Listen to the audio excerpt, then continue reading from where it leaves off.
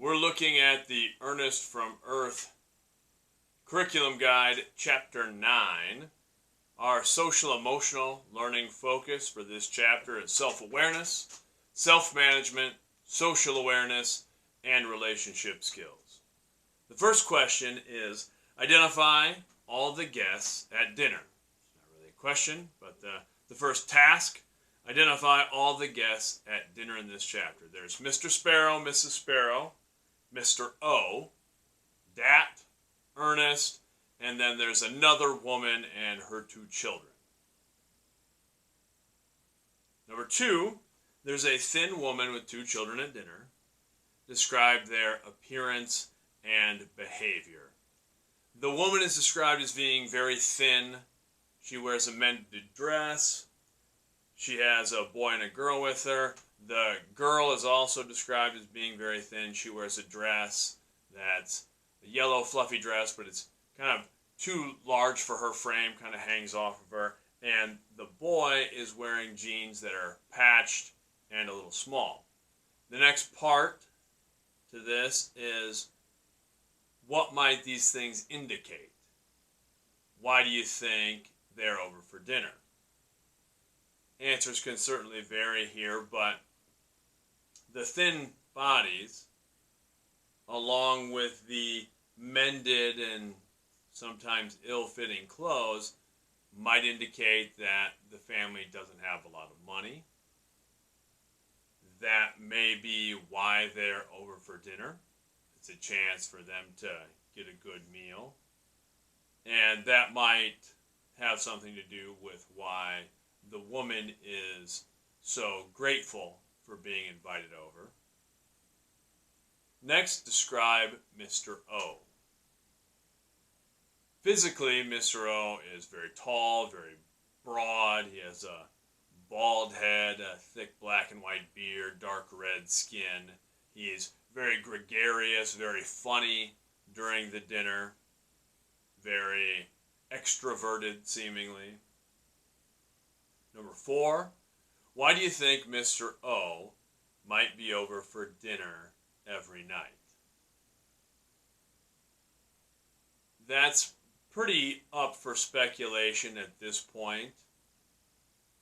One could wonder if Mr. O maybe doesn't have a family of his own, so he's over at the Sparrows every night.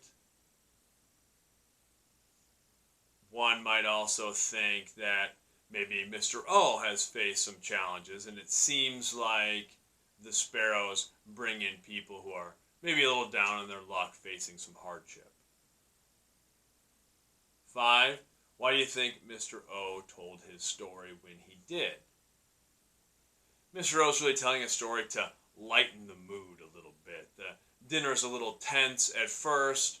Ernest is new there. It appears this family, the woman and her children, are new there for dinner. They're maybe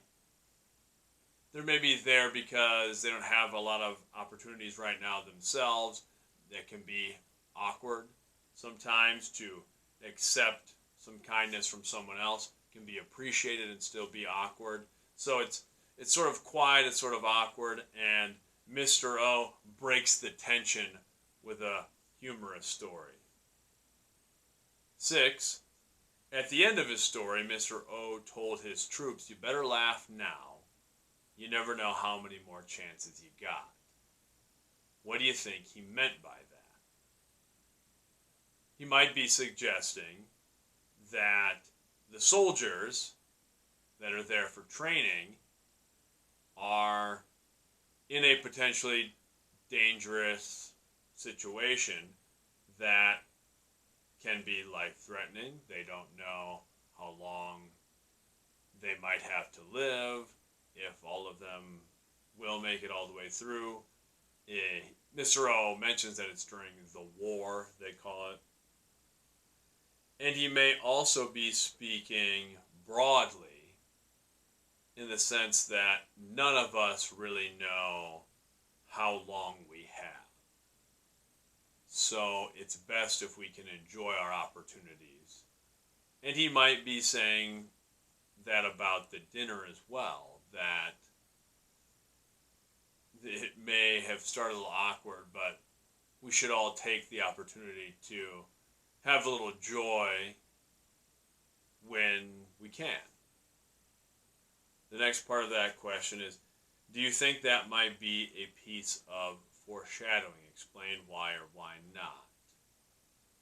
This could foreshadow that later in the story, things will become more difficult. There'll be some more hardships, so they had better laugh while they can.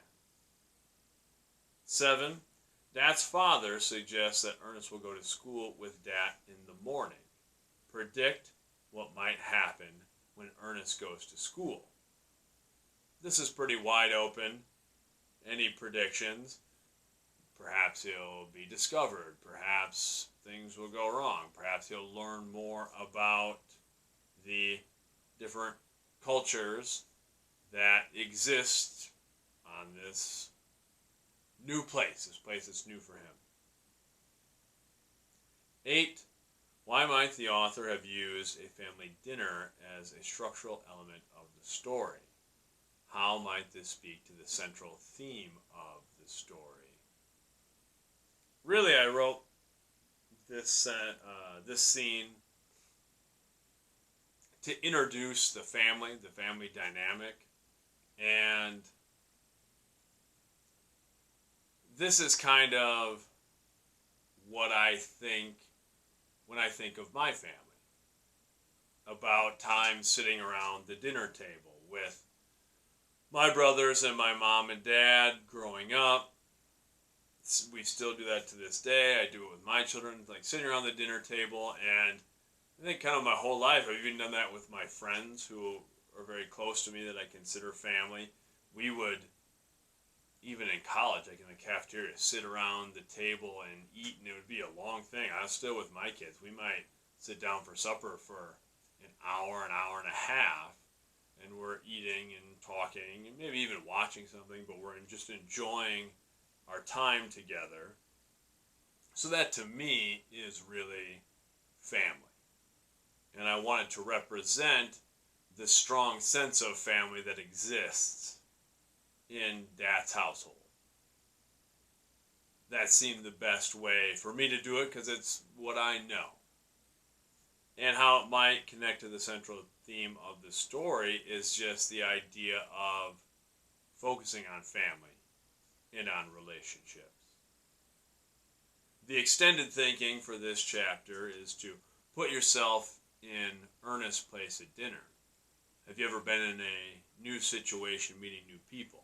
How did you feel? What things, if anything, helped you feel more comfortable?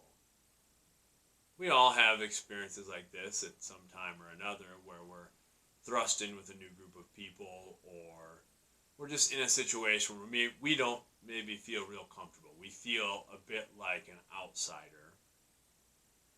And all of our experiences are going to be different, and there's going to be different things that help us feel like we do fit in, or at the very least that we are welcome. Maybe it's someone extending a hand to us, doing something to feel okay, to feel like we're not alone, and that we do belong, that we are welcome. With that, the end of chapter 9, I guess the only other thing I'll mention as we kind of talk about some behind the scenes things. When I wrote this, Mr. O is one of the characters who is based in large part on a single person. Anytime I'm writing a character, I'm thinking about a lot of different people and maybe borrowing aspects from them and creating an image in my head, not just of what they look like physically, what they sound like, but personality traits that they have that I might take from people I know. And Mr. O, in a lot of ways, embodies one of my dear friends, Nate. And Nate is a very big man in a lot of ways, physically large, but big heart, big laugh, big personality, and that's who I was thinking about primarily when I wrote Mr. O. Then I mentioned the scene around the dinner table. The house, the sparrow's house, when I describe it, the exterior of the house is actually more or less the house that I lived in, grew up in from like middle school to high school, where my parents still live. But the interior of the house is actually pretty close to my grandparents' house. We were very close with my maternal grandparents and spent a lot of time there growing up. And that was also a house full of people and full of food and camaraderie. So I actually, when I describe the interior of the house, it's that house. So that's just a little extra information. Thank you so much for joining me again. That's chapter 9. We'll continue to do the audio and video elements for this. Much love.